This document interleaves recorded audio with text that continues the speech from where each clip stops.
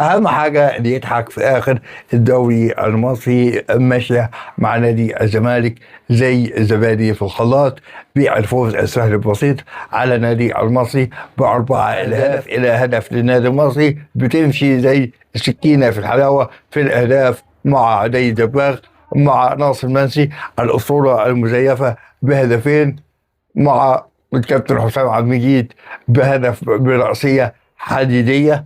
فوز للزمالك ما يقلقش النادي الأهلي ولا جمهوره العظيم من حكاية الدوري العام.